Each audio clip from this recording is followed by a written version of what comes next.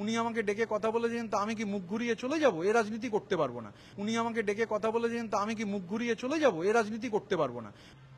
দিল্লিতে দেখা হলো সৌজন্য, আবার এখানে দেখা হলো সৌজন্য, ডবল ডবল সৌজন্যে দল ক্ষুব্ধ হয়ে যাবে না তো? দেখুন, মানে মুখ্যমন্ত্রী একটা চেয়ার, তো চেয়ারকে অসম্মান। দিল্লিতে আমি বঙ্গভবনে গেছিলাম, ওই ভিডিও সবাই দেখেছে, 40 সেকেন্ডের একটা সাক্ষাৎকার। উনি আমাকে ডেকে কথা বলেছেন তো আমি কি মুখ ঘুরিয়ে চলে যাব, এ রাজনীতি করতে পারবো না। আর আজকে আমি আর সন্দীপন আমরাই তো টাইম চেয়েছিলাম স্পিকারের। আমরা স্পিকারকে মিট করা মনে করেছি জরুরি। আমরা বিরোধী দলের বিধায়ক, স্পিকার হচ্ছে কাস্টোডিয়ান অব দি হাউস, এবং এই বিধানসভায় যারা সব মানে বরিষ্ঠ স্পিকার ছিলেন, এই বিধানসভার তো একটা অন্যরকম গরিমা রয়েছে। স্বাধীনতার আগে থেকে এটা বেঙ্গল লেজিসলেটিভ কাউন্সিল ছিল। সেই 1931-এ এই বিল্ডিং এর পত্তন হয়। স্ট্যানলি জ্যাকসন বাংলার গভর্নর ছিলেন তখন। তো এই বিধানসভার যে গরিমা, স্পিকার হচ্ছেন কাস্টোডিয়ান অব দি হাউস, দুজন নির্বাচিত বিধায়ক, তারা স্পিকারের সময় চেয়েছেন।